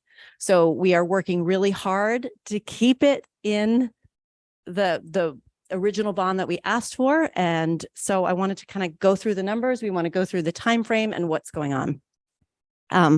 Okay. So our current project cost is higher than estimated that we estimated in May, but we are still projecting a $3.2 million budget cushion because we have brought funding to the project. And we are going to talk about that a little bit more, but we brought $16 million to this project already from the state, which was supposed to be used for remediation, and we are using it for remediation. We also have been awarded we're in a position to be awarded about $1 million from the federal delegation to support stormwater work. We are putting out our feelers everywhere to try to bring in money. So this is another one that is looking very good for us. And this session in the legislature, we are going to be advocating for the tech center. This is a regional tech center. And so we really do expect that we should have some money from the state of Vermont to help us with this. We are going to be asking for a lot of you also. We're going to need outreach. We're going to talk to the legislature and really try to say the reasons why Burlington should not have the full funding of a tech center in addition to a high school on Burlingtonians. So we're going to work hard. That's what we're working hard on in the legislature this year. Demolition was slowed a little bit this summer after we found asbestos and PCBs in the building foundations and surrounding soils. So what happened is we found it underneath the foundation. So you can't test for that ahead of time. And so that for us, not under the foundation, you can't. So no, not under the foundation of a school that's there. So that was my question too, is like, why wasn't that found originally? And they couldn't. And so for us, that raises the red flags, the environmental, people come in and they're like, stop, we need to look at this. We need to send it to labs. That's not us. We are following all the environmental regulations, and it's highly regulated as it should be. These are PCBs, these are asbestos. We don't want this in the air, the soil, the water. And we also had the dots in the foundation Right. cemented in. Yeah. So that kind of slowed the demolition of building A and B. So that is changed the timeline and also changed some of the cost. We were not happy with that either, but it is what it is with a building project. So, and so currently SD Ireland, who is a subcontractor to White and Turning, who's doing this building project, has moved into the footprint of where the A and B buildings were. So they're starting that work already, which is great. And we're having another subcontractor, main drilling and blasting on site. And they're going to begin to look at the removal of the rock ledge. So that is big because, as you probably all know, but high school is built on this ledge. And so they're doing some drilling and blasting and getting it ready for the next. For the footprint of the new. Right, yes. the footprint of the new school, which is exciting. And the city issued a zoning permit amendment, which will allow the project team to submit the full building permit application. So they had to wait for the design to be done and the pricing all to be in. So all of that is now finished, which is exciting. Right. I know one other issue was they didn't have enough truckers to truck the debris off the grounds as it was, being torn down. So I think that they solved that, but still that added a little bit of delay. There are labor shortages and everything's expensive, as we all know. So our subcontractors are experiencing the same thing that if you were to do something in your house right now, you're also experiencing. So, but the good news is that now we have all the subcontractors, we have put in their bids, we have our numbers, and we're working from there. So that's really great. So we wanted to talk about the full project cost to just give you an understanding of that. So our updated project budget is $203.8 million. That still includes, though, $11 million in contingency funds, which we feel like is really smart when you're doing a building size of this magnitude. We still haven't taken down some of the buildings, so it's still there. We don't want you to feel that we're over budget in that way. And our funding sources, we want to look at where we're coming up with the money, just as a reminder for you. So under funding sources, we have $207 million in funding sources, hence why we still have that over $3 million cushion right now. So our capital plan incorporates basically 20 million of that. $10 million of ESSER funds, which are our federal funds that we got during COVID. And $10 million is from our capital plan fund that we had already set aside to be used for things like building renovations. And then 5 million of that, of the 25, is surplus funds from the past couple of years, because we have been looking ahead and trying to save any surplus funds that we had. And we have some surplus funds basically due to some vacancies that we haven't been able to fill. And some things we did get with ESSER funding. We were nice. It was great to get that funding. So we had some surplus that we're using.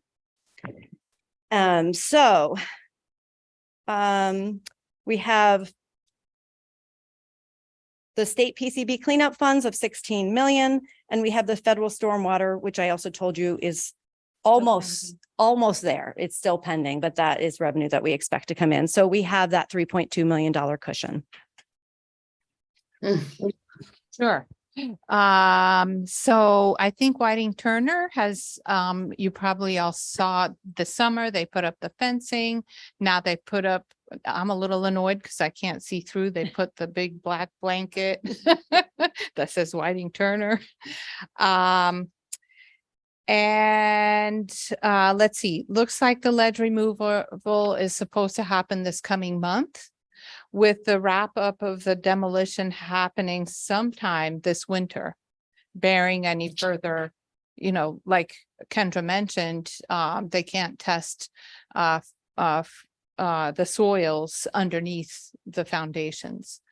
I believe the company that's doing our removal, Vantage, is they're contracted to remove PCBs, but not other contaminants. So so of course, all these complications led to time delays. And I must say that I'm particularly chagrined to hear it, because when this started, we were supposed to be done in summer 2025. Remember BHS BTC 2025, which meant that my daughter would be a senior there. And then next thing you know, it was delayed till December. And now looks like it's actually delayed until April with final completion of June 2026. So some of our kids are not going to be a senior there, even though that's the closest school to my house. Murphy's Law. So let's hope that this stays on time and that will actually be completed in June 2026. And that we don't find any more surprises between now and then. So we're open to, did you want to? Yeah, and I just want to say, keep our website is being updated regularly. And we do, if you look under district overview and then you go to BHS BTC, you'll see all of the updates. You'll see everything that's happening. And we're trying to have that be updated real time. So if you have questions and we're not scheduled to talk at NPA, you can get your questions answered, but always reach out to us as well if you have questions, and we're happy to answer them. In addition to tonight. So anyone have questions? And there's all sorts of demolition videos. Kendra and Monica, so you talked about advocating with the legislature for state money for the technical center. So is the tech center currently in this budget? Yes. Okay, so that if you did get additional funding, it would sort of help your balance and any future cost overruns. Yes. Okay. Yeah, so we are definitely, we actually asked for it last year and we were fighting for it last year, but that did not end up happening. We thought, let's go for the 16 million, and we got that. And so this year we're heads down looking into that. And I think we're going to try to get a coalition like we did for pupil weights, because there's tech centers and places all over Vermont that also need money. And we think the best strategy is really like to have all tech centers be fully funded from the state, as they should be. So we'll be talking to you guys about that. How many trees are you cutting down? No, I'm just kidding. None. My question was, where are things on the Monsanto suit? In process, and it will be for a while.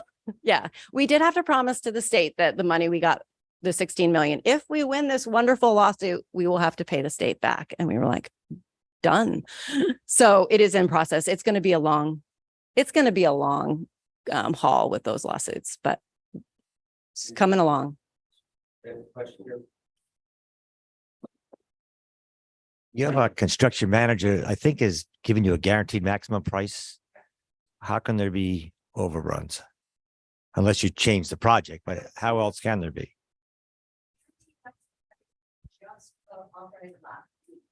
So the guaranteed maximum price, the price changed before we had that.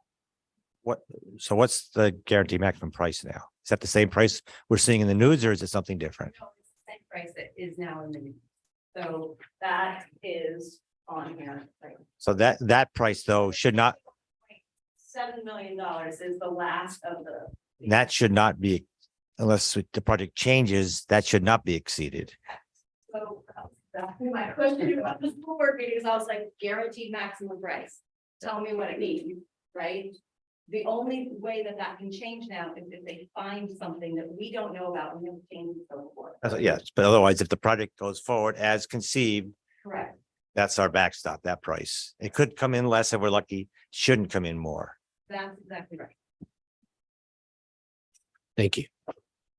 And I just want to, we really want to make sure we're not on a time delay. Because if we have, and even like a 3-month or especially like a year time delay, you know, when we saw this guaranteed maximum price was going up, one option was to stop and try to raise funds. But we can't, we want to start this construction season with, you know, building the foundation or starting the foundation for the school. Delaying was just going to cost money. And so we can't delay. That's not an option. Deb. Deb Booton. I see on Zoom, Deb, do you have a question? Yeah, hi, thanks. Actually, Jeff, you asked me a question that I had, but I did have a suggestion. Is that allowed to do? A suggestion? brief. Okay, so first of all, I want to say thanks to you guys, school board, for really, it's a lot of work, and I know a lot of stuff you're dealing with, but I have a couple of suggestions, and one is doing everything you can during this process to, you know, public relations type things you can do to make people feel a part of this process, which I know you've done to some extent, but I'm thinking of to the extent that it is safe, like that was blocked from people parking this summer to go to the beach, to walk down to the beach. If there's any way you can open up farther, you know, closer to the fields for people to park in the summer to walk down to the beach, I think that would be a good thing. And the other thought I've really been thinking about is, why is the road named Institute Road? And I think I've been thinking it would be awesome to maybe have the students, you know, having a group of people, you know, come up with some parameters about what the road name could be, and have the students come up with a new name, and maybe the voters weigh in on it or something, so that the taxpayers could have a say and come up with a new name that's inclusive but not frou-frou, and it would be, you know, long term, and just ways to kind of build some more excitement and enthusiasm in the community. That's just some ideas I have. I wanted to throw out there. So, Great, thanks, Deb. I like Yeah. your idea of changing the road name. yeah, why was it ever called Institute Road? Rock Point Institute, there was an institute back a long time ago, Right, okay, and it burned down. Oh, okay. all right. Do we have any more questions for the school board folks? I do. Yes.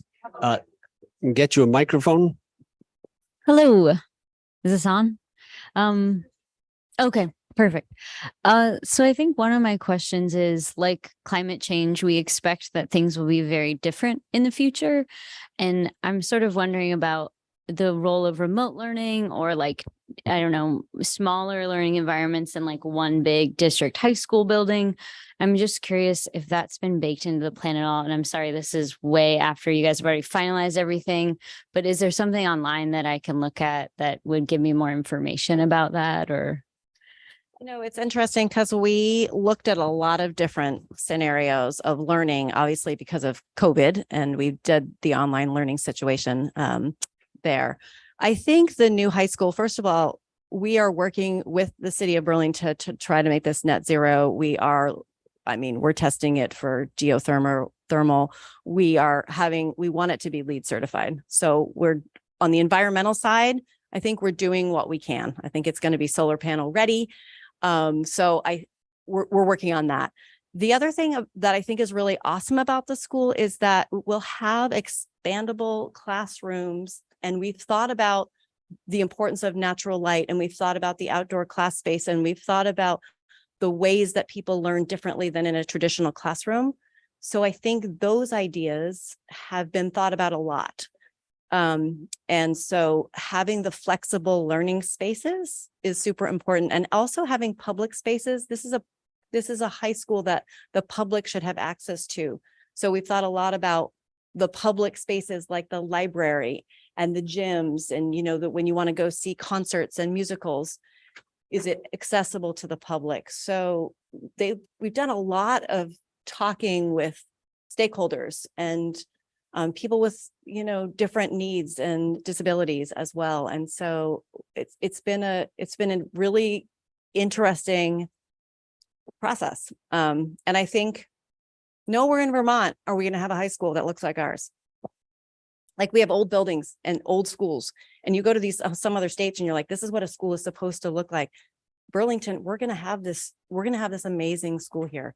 And I think that when you have the space too, that is for learning, those ideas for innovation continue to be driven. And I feel like we want to listen to you and we want to hear what your ideas are, because sky's the limit. Like education is super important. And so if we can make it better, we should make it better. I just wanted to add also, for environmental causes, we all need to think about our transportation and how we're getting from point A to point B. But there's going to be a lot of bicycle parking, and there's going to be covered bicycle parking. And the parking lot's not as big as some people had hoped for. But the wave of the future is to get away from driving around in a car. To tie into our other, Nancy, can you give Charlie the microphone? You have a question from one of our other NPA colleagues. Okay, so I'm Charlie. So I've just like the vast majority of people in Burlington, I'm really not following this very closely and all the numbers, but my general impression, and it's making me very nervous, that what we're doing is we're draining the last possible federal dollar, the last possible state dollar, the last possible local dollar, and all the bonding capacity for this one school. When you've got 2 more middle schools, you got 6 or more elementary schools that are probably going to need some work in the next 1 year, 5 years, 10 years. Thank you. It's a really, really good question. And it's one that we have talked about a lot. And we have capital funds, and we have a plan for our other schools as well. We are not going to just put all of our eggs into the high school. In fact, it's on our last school board meeting, we were talking about the work that is needed at IAA. We're doing a lot of HVAC work and other things that needs to be done, and maybe moving some of the school to St. Mark's Church. So we are talking a lot about the high school because it's going to impact your taxes, the bonds. We don't have a high school. It's on everyone's mind, but we do have other schools, and they're not being forgotten. And in fact, we go through in a lot, if you look through our minutes and things, we talk about all the maintenance that we're doing at the other schools. And Hunt Middle School has been redone, their auditorium, they're getting new chairs. We're looking at redoing their fields and their tracks. So there's a lot to be done. And you're right, everything costs money. And we're trying not to leave any stone unturned money wise. So we're doing the best we can, but we're not ignoring the other schools. And that's a great concern and question. It's our concerns as well. I just wanted to add that IAA has been suffering for it. That's been on the docket for 5 to 10 years with the HVAC, and the kids will need to be. So we're actually looking at that for next school year. Housing some of the kids up here in the new North End, because the project will take more than the summer.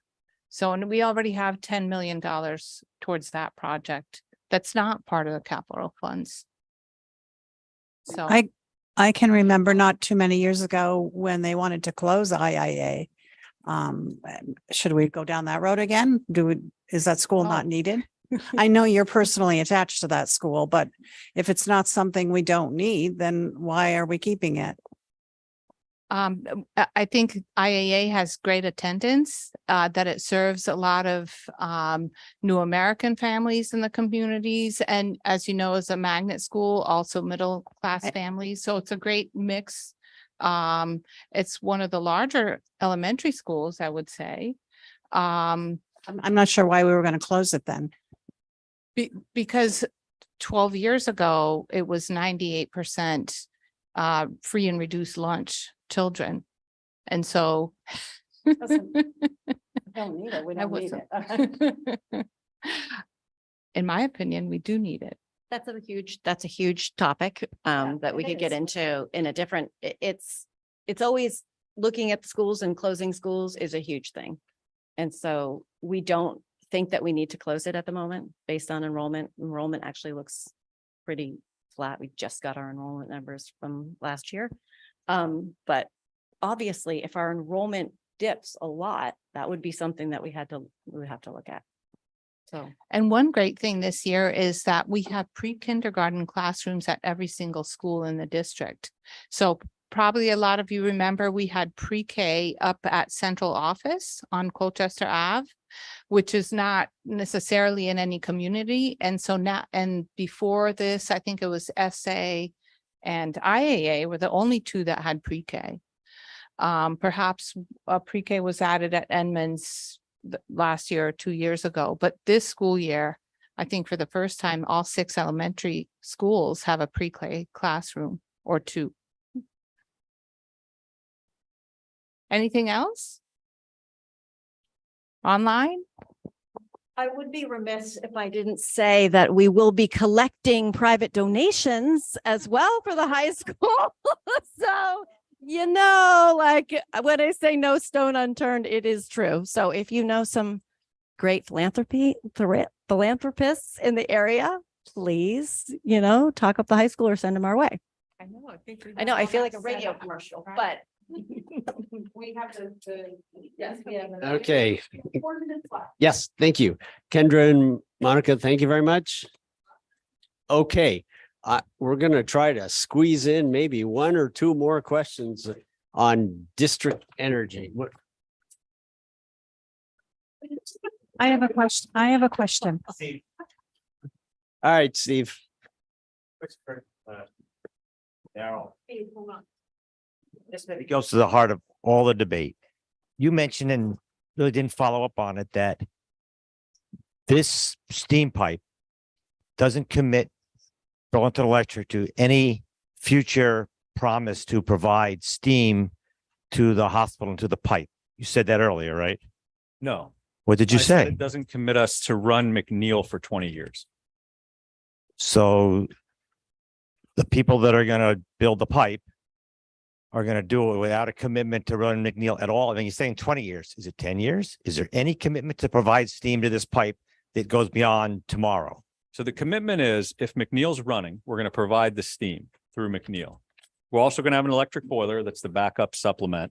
And if for some reason the community decided or we had a catastrophe or something and we couldn't have McNeil, we would have to provide the ability for the district energy nonprofit to be able to power that steam for the remainder of that time. But you could use any number of different resources to do it, provided they're renewable and low carbon. So that's what I'm saying is if there's a better option, or if there's a, God forbid, there's a catastrophe and we don't have a decision, but something is forced upon us, we'll work with them to make sure they have the ability to provide the renewable steam and pay off that infrastructure. My personal view is we need McNeil over that period of time, but nothing is going to bind the community to any particular outcome there. This decision doesn't bind us to that decision. Except that it doesn't sound quite that simple. If we decided to close McNeil, say the steam pipe is built next year and we close McNeil the day after it opens, we're not free of this thing, right? We have an obligation of some sort. Well, we would, first of all, we'd probably have an obligation to provide reasonable notice, not 1 day's notice. But whatever first of all. it took to close it. So you'd have probably a few years wind down in any scenario like that. And then you would want to make the infrastructure available to the nonprofit to be able to power that with some type of renewable. And what if we couldn't? Source. And we're stuck with it. With what? With keeping the run McNeil to keep No. running the steam pipe. No, that's not what I'm saying. I'm literally not saying that. No. Well, you are. I don't know. I don't want to I don't want to get too much into the hypothetical scenario of like 20 years, but I do think it's important. So if we are able to transition away from McNeil towards renewable energy source, but we're still trying to provide steam to the pipe, a wind and solar power plant does not have waste heat in the way that McNeil does. So wouldn't we be essentially wasting additional renewable energy to produce steam heat for the pipe? It's a little bit apples and oranges. So, wind and solar provide electricity to the grid. McNeil's providing steam, thermal steam, not electricity to the district energy system. Right. I think a scenario like what you're talking about would be like, what if in 10 years, geothermal can produce the steam that we want? Could you move that in and make that part of the system, or even the primary part of the system? Yes, you could. But I don't think wind and solar in any scenario will be providing steam in any kind of 20-year scenario. Yeah, so then I guess my concern with the project is we don't really have a long-term plan for transitioning away from McNeil. I understand that BED's view is that we will need it for the next 20 years or beyond. I don't want to dispute that. More just, I'm hoping to be here at some point in 2050. Yeah. And I would like to not have McNeil operating at that point. Yeah, my view is McNeil is a renewable plant. It's part of our renewable portfolio.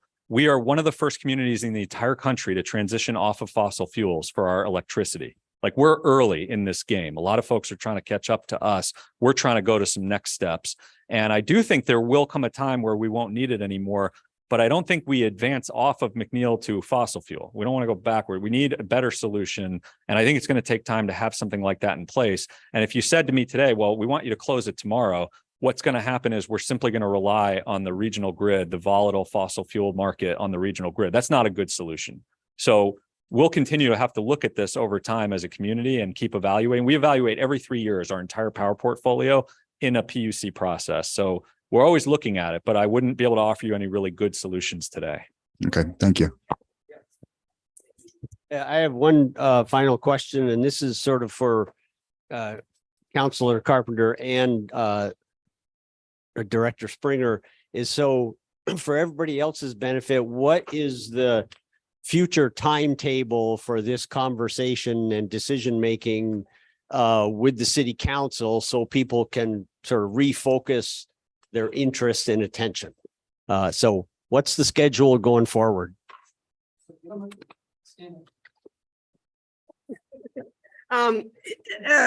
Derek can correct me, but our next step is to have a work session, which I think is set for October 10th. Right. So that's the next step. From that, we'll need to decide what the following step are. And ultimately, I believe we're going to be asked to vote on a proposal that will be presented to the city council from Burlington Electric and the hospital and Vermont Gas. So be mindful that the hospital has not agreed to this yet. And so we need to understand if they're gonna buy into this or not. And that has not absolutely occurred. I don't believe there's a district energy proposal. If they choose not to go forward, then there's no decision on the part of the council. Agree with everything you said. All right. Well, thank you all for attending this evening. We, as our entire neighborhood, not just the steering committee and, the NPA, we appreciate your engagement. And so this doesn't happen without you. So please continue to show up and engage, because you help make it happen. So thank you all, and have a safe trip home tonight. Thanks for